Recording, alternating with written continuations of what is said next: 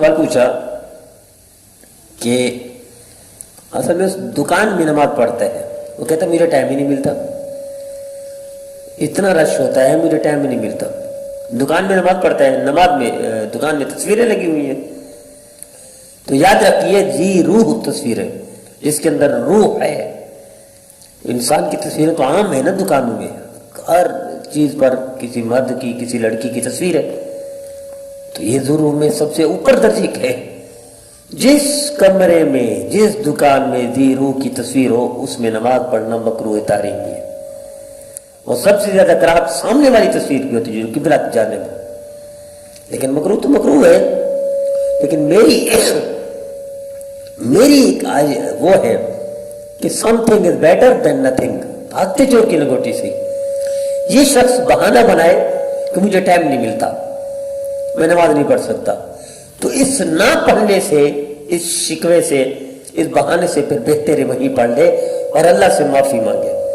ہے مکروہ تحریمی نماز، لیکن نہ پڑھنے سے بہتر ہے پڑھتا رہے، اللہ سے مانگے اللہ مجھے رزق ایسا دے، مجھے مصروفیات ایسے دے کہ رزق حلال بھی ہو، طیب بھی ہو، اور وافر مقدار میں بھی ہو، بغیر مشقت کے بھی ہو، اور جو آپ کو پسند ہو اللہ رزق وہی دے دے۔ اللہ اسباب ایسے پیدا فرما دیں گے جس میں ایسی مجبوری سے اللہ اس کو پاک کر دیں گے۔ جب تک یہ مجبوری ہے وہی بھاگتے چور کی لنگوٹی سے ہی نماز پڑھ لیا کرے اور اللہ سے معافی مانگ لیا کرے، استغفار کر لیا کرے۔